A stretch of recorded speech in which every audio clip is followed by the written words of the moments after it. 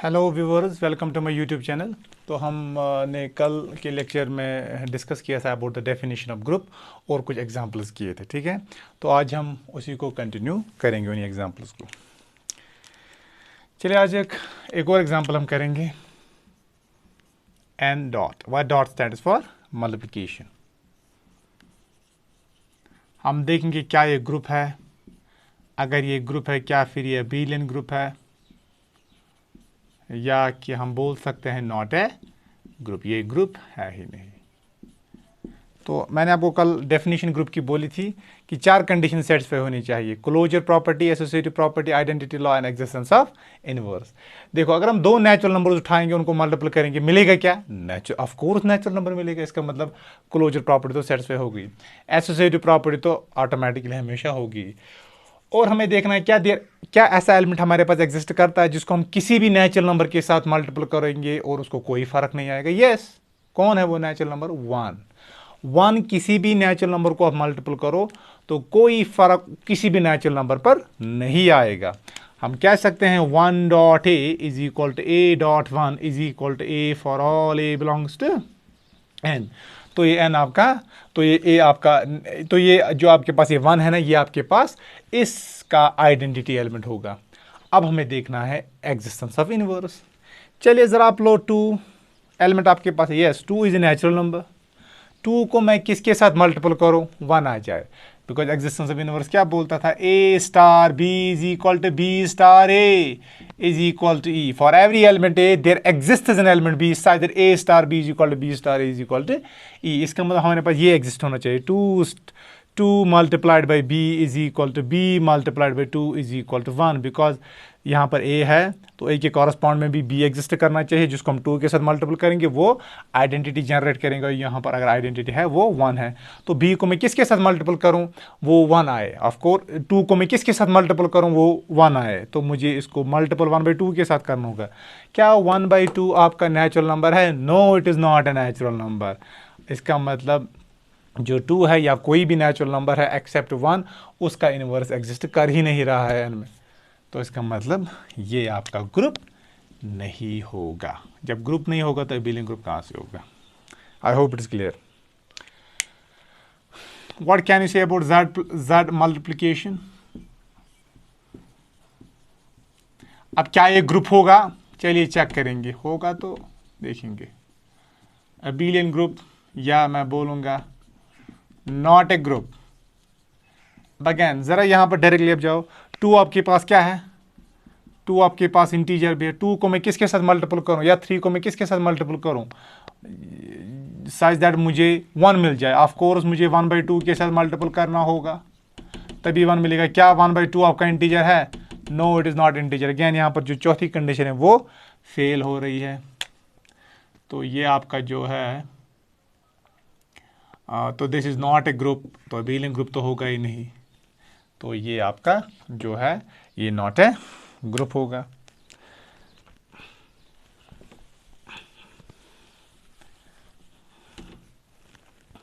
चलिए इसके बाद हम देखेंगे, Q dot. Dot means multiplication. जब मैं डॉट लूंगा इसका मतलब I am talking about multiplication. Abelian group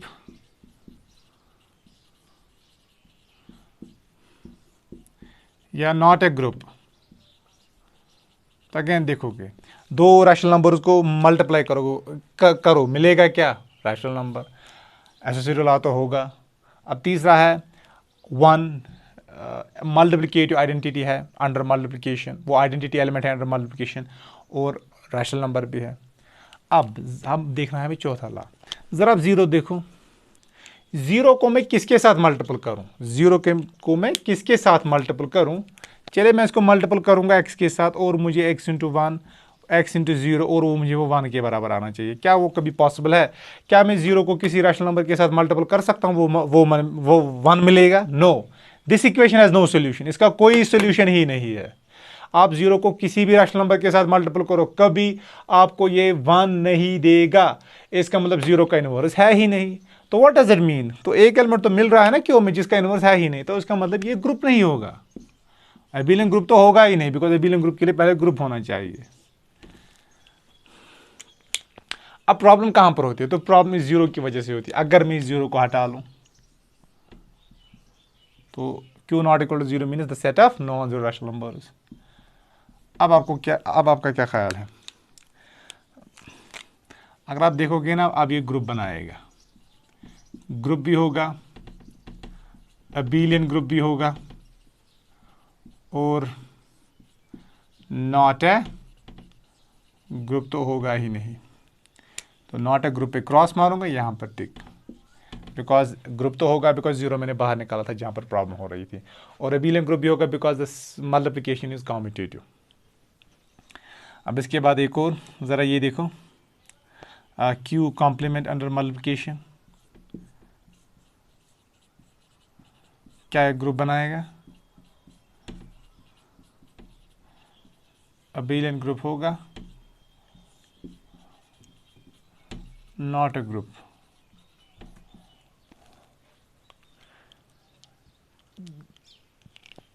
क्या लगता है आपको? ज़रा देखेंगे, ज़रा आप दो रैशनल नंबर उठाओ, रूट टू रैशनल नंबर है, यस, ज़रा इसको रूट टू के साथ ही मल्टीप्लाई करो तो मिलेगा क्या आपको मिलेगा 2। क्या 2 आपके पास रैशनल नंबर है, इरैशनल नंबर है? No, it is not an irrational number. यहाँ पर तो क्लोजर ला ही फेल हो रहा है, इसका मतलब ये तो ग्रुप बनाएगा ही नहीं, एबेलियन ग्रुप की बात ही नहीं आएगी, तो मैं टिक मारूंगा नॉट ए ग्रुप।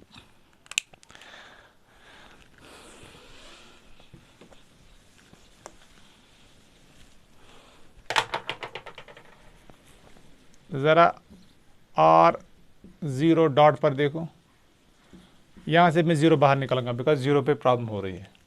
तो क्या एक ग्रुप बनाएगा? यस, यह आपका ग्रुप होगा, यस अबेलियन ग्रुप भी होगा, नॉट ए ग्रुप पे क्रॉस मारूंगा। अब अगर मैं लूँगा सी सेट ऑफ कॉम्प्लेक्स नंबर, लेकिन set of non zero complex number, because अगर सेट ऑफ कॉम्प्लेक्स नंबर्स दूंगा अगेन जीरो पर प्रॉब्लम होगी, तो जीरो को बाहर निकालेंगे तो ये आपका ग्रुप भी बनाएगा, आपका अबेलियन ग्रुप भी होगा, और इस नॉट ग्रुप पे मैं क्रॉस मारूंगा। I hope it is clear. तो यहाँ तक आपको एग्जाम्पल्स समझ में आ गई।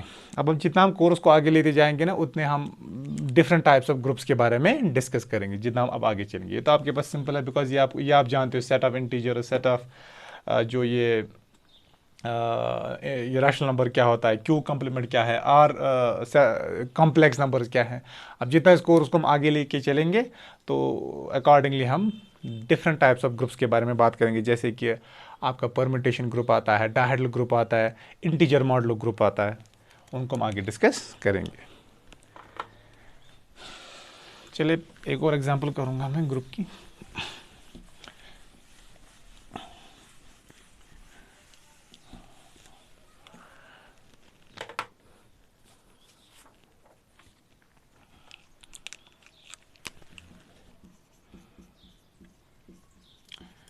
चेक वेदर, चलिए एग्जांपल करेंगे, check whether G star is a group where G आपके पास ऐसे डिफाइन किया गया है, G आपके पास है 1 2 4 8 16, एंड जो स्टार है, स्टार आपको है LCM स्टार ऑफ, और जो स्टार आपके पास है star of A comma B, वो होगा LCM of A comma B for all A comma B belongs to G। तो अब हमें देखना है क्या ये ग्रुप है कि नहीं। तो वन बाय वन चेक करेंगे सारी प्रॉपर्टी सॉल्यूशन। तो पहली प्रॉपर्टी क्लोजर प्रॉपर्टी, चलो इसके लिए हम टेबल बनाएंगे जिसको हम कंपोजिशन टेबल बोलते हैं, या उसका दूसरा नाम है Cayley's table. We form a composition table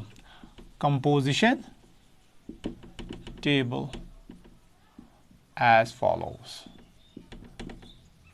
अब कंपोजिशन टेबल का दूसरा नाम है, इसको हम बोलते हैं कैलीज टेबल भी। क्या बोलते हैं? कैलीज टेबल। कंपोजिशन टेबल बोल रहे हैं, कैलीज टेबल बोलो।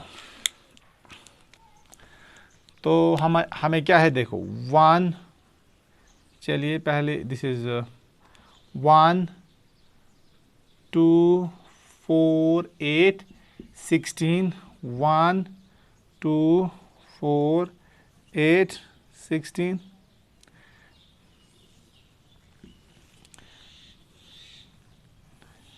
चलिए केली टेबल बनाएंगे।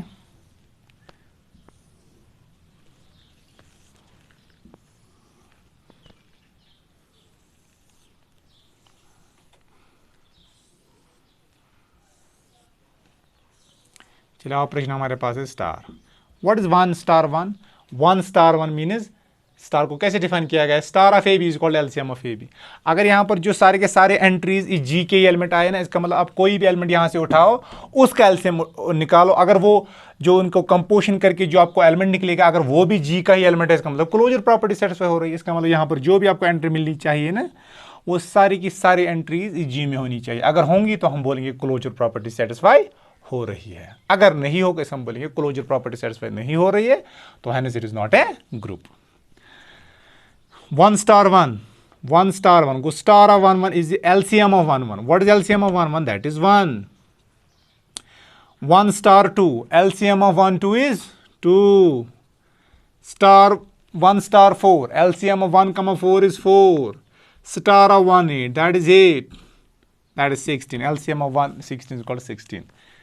2 comma 1, what is 2 comma 1? 2 star 1 means LCM of 2 comma 1, that is 2. What is LCM of 2 comma 2? Of course this is 2. What is LCM of 2 comma 4? That is 4. What is LCM of 2 comma 8 is? That is 8. What is LCM of 2 comma 16? That is 16. What is LCM of 4 comma 1? 4 star 1 4 star 1, that is LCM of 4 comma 1. Operation ऐसी define की गई है। This is the operation, यहां पर operation define की गई है, इस पे नजर रखना, यहां से आ रहा है। 4 comma 1 4 star 1 means LCM of 4 comma 1, that is 4. 4 comma 2 that is again 4. 4 comma 4 LCM 4 होगा। 4 comma 8 LCM 8 होगा। 4 comma 16 LCM 16 होगा। आई होप आपको LCM निकालना आता होगा। इट इज, ये तो 6th क्लास में पढ़ाते हैं।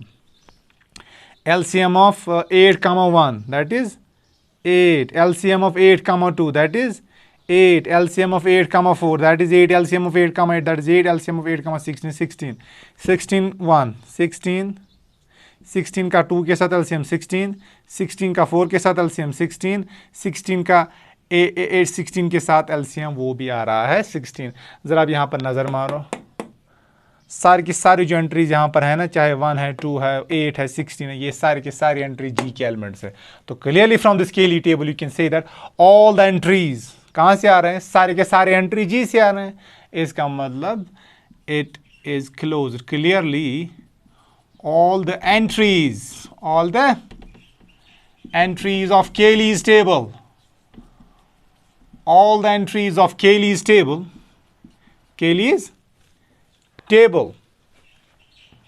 are elements of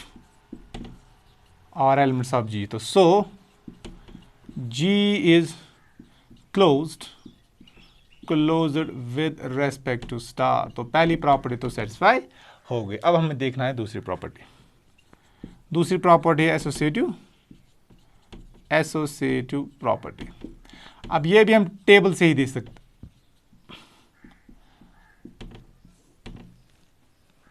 जरा देखो, जरा पहले अब LCM ऑफ 2 कमा 4 निकालो। क्या आ रहा है? 4।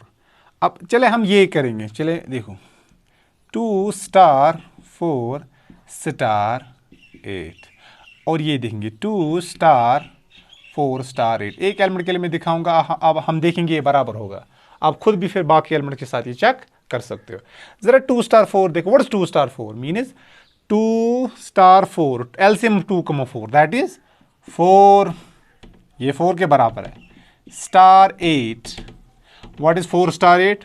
4 स्टार 8, ये 4 स्टार 8। तो यहाँ से यहाँ तक, तो यहाँ से आपको ये चीज़ करना। 4 स्टार 8 टेबल से ऐसे चेक करोगे, ये है तो ये कौन सी एंट्री आ रही है आपको, ये आ रहा है 8, तो दिस इज इक्वल टू 8। ज़रा ये चेक करो, 2, this is 2 star, what is 4 star 8, again this is 8, LCM of 4 comma 8 is 8, what is 2 star 8, 2 star 8 means LCM of 2 comma 8, that is again 8, क्या ये बराबर है, तो आप बोल सकते हो 2 star 4 8 is equal to 2 star 4 star 8, तो इसका मतलब ये बराबर है। तो क्लियरली आप बोल सकते हो कि एसोसिएटिव प्रॉपर्टी होल्ड होगी, एसोसिएटिव लॉ होल्ड होगा from the केलीज table, from the केलीज table. तो क्या लिखेंगे हम, तो हम लिखेंगे clearly star is associative, clearly star is associative from, तो चेक कहां से करना, फ्रॉम केलीज टेबल। केली एक मैथमेटिशियन था, आर्थर केली, उसी के नाम पर इसका नाम रखा गया है केली टेबल, या इसको आप कंपोजिशन टेबल भी बोल सकते हो। और ये हम फाइनाइट ग्रुप्स के लिए बनाते हैं, इनफाइनाइट ग्रुप के लिए नहीं बना सकते। तो क्लियरली स्टार इज एसोसिएटिव कहां से, फ्रॉम केलीज टेबल। अब थर्ड प्रॉपर्टी हमें देखना है आइडेंटिटी लॉ, क्या आइडेंटिटी एग्जिस्ट कर रहा है।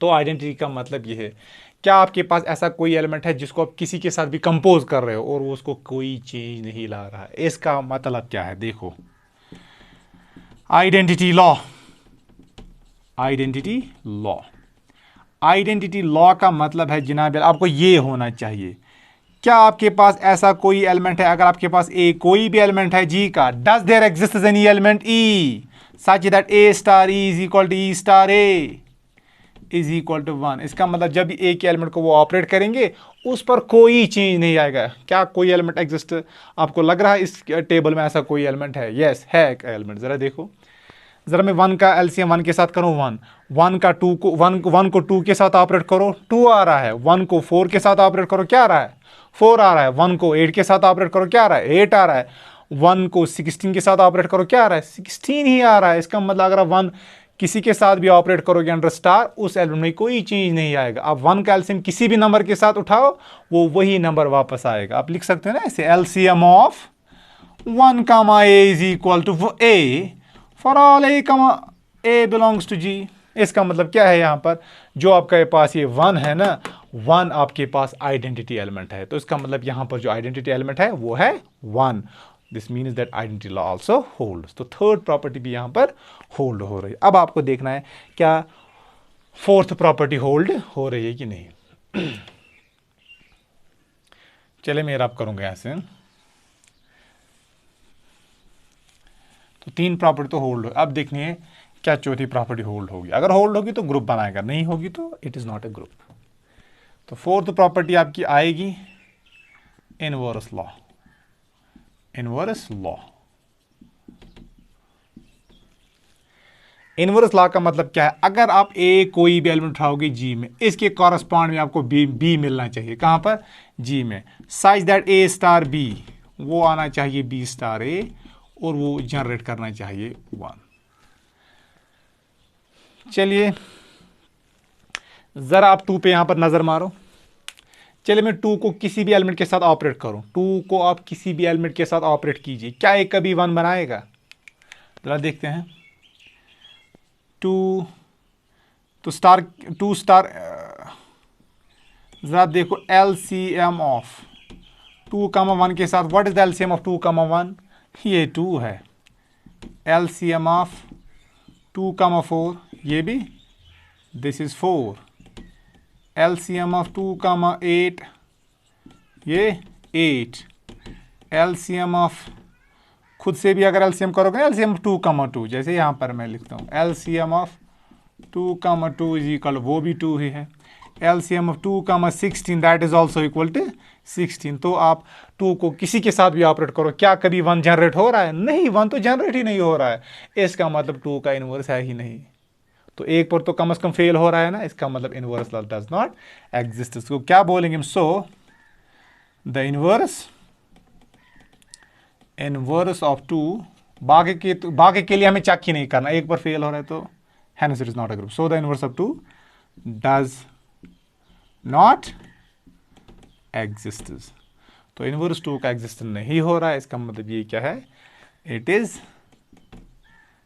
Is not a group.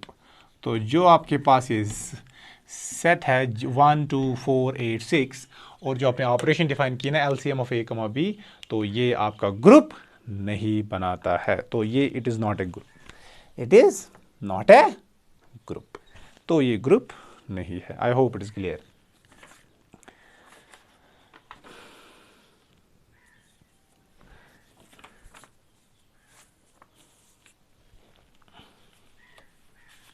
It's clear. तो ये आपका ग्रुप नहीं बनाएगा। चलिए अब हम कुछ प्रॉपर्टीज ग्रुप के बारे में पढ़ते हैं। Let us discuss about some properties of groups.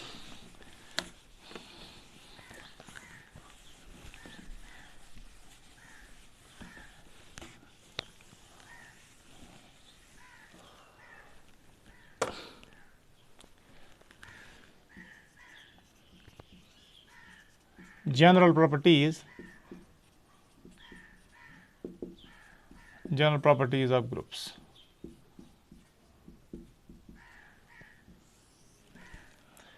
General properties of groups.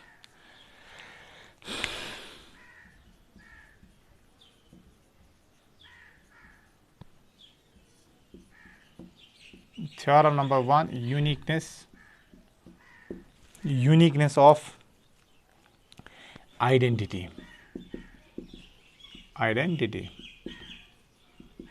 uniqueness of identity। तो ये प्रॉपर्टी बोलती है कि जो, या ये आप इसको आप एज ए थ्योरम भी लिख सकते हो कि जो कोई भी आपके पास आइडेंटिटी एलिमेंट होता है ना किसी ग्रुप में, ये यूनिक होता है, ये एक ही होता है। तो दो आइडेंटिटी एलिमेंट नहीं हो सकते। तो हम बोल सकते हैं the identity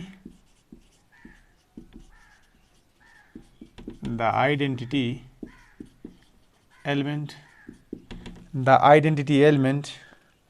in a group is unique।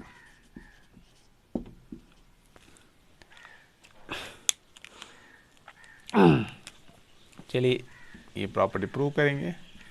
तो हमें यूनिकनेस प्रूव करें, तो यूनिकनेस कैसे प्रूव करेंगे? चलिए हम मान लेंगे कि दो आइडेंटिटी एग्जिस्ट हो रही हैं। Suppose E and E prime are two identity element,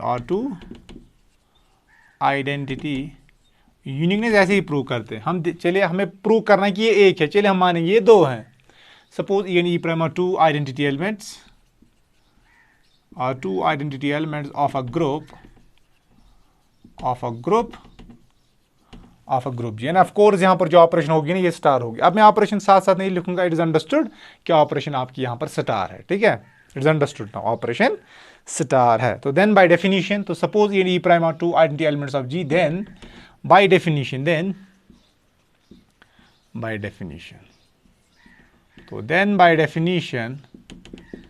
it follows that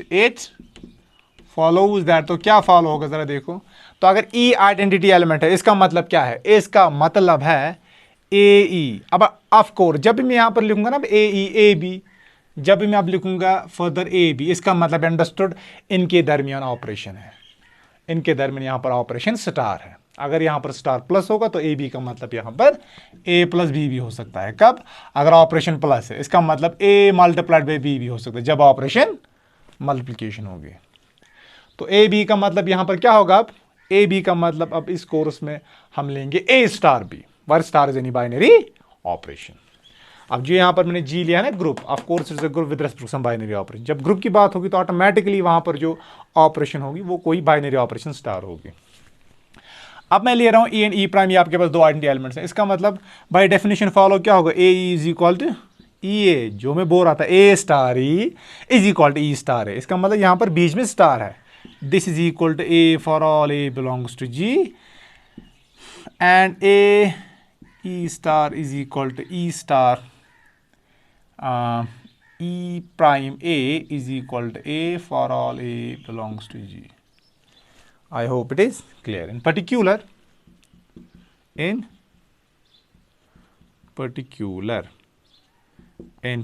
जरा देखो A is equal to E A is equal to A for all A belongs to G. A कोई भी element है G का, इन particular अगर आप देखोगे ई prime भी क्या है, ये भी जी का ही एलिमेंट है, तो इसके लिए भी ये चीज A is equal to E A is equal to A, this happens for all A belongs to G. अगर आप ये नजर रखोगे ना इस पर, this is true for all elements of G. तो इन पर्टिकुलर अगर आप देखोगे जो ई है, ये ई प्राइम है ना, ये भी जी का एलिमेंट है, इसका मतलब ये इसके लिए भी ट्रू होगा फिर, because this is true for all A belongs to G. तो मैं लिख सकता हूं यहां पर E prime E is equal to E prime is equal to A, call it first.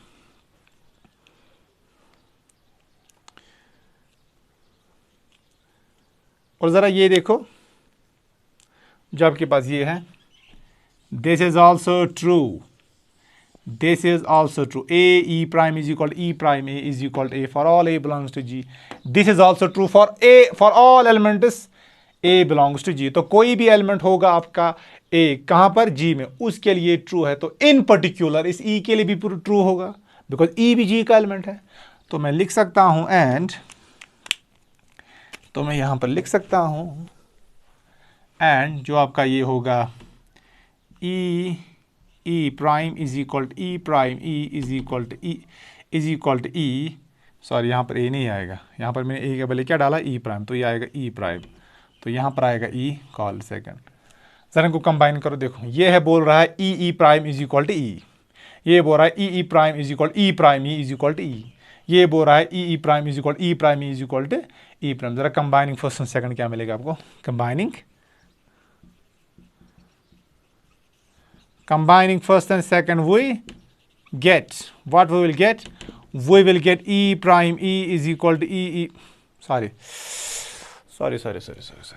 what we will get e is equal to e prime। तो what does it mean, तो e निकलेगा आपको e प्राइम, हमने e और e prime क्या माना था, हमने माना था ये दो आइडेंटिटी एलिमेंट्स हैं किसके, ग्रुप जी में, लेकिन अल्टीमेटली इक्वल निकला है, इसका मतलब आइडेंटिटी क्या होती है, ये यूनिक होती है। This shows that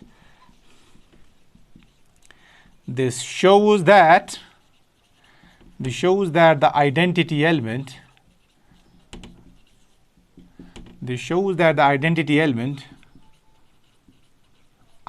element is unique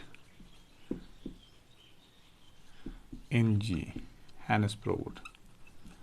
तो इसका मतलब जो आइडेंटिटी एलिमेंट है ना, identity element is unique in G। This shows that the identity element is unique in G। I hope it is clear। चलिए बाकी की जो हम प्रॉपर्टी हैं वो हम फर्दर क्लास में डिस्कस करेंगे। आई होप आपको जो मैंने पढ़ा है यहाँ तक ये आपको समझ आया होगा। तो जो हम फर्दर प्रॉपर्टीज इस ग्रुप की करेंगे वो हम बाकी क्लास में करेंगे। तब तक bye bye, take care, have a nice time.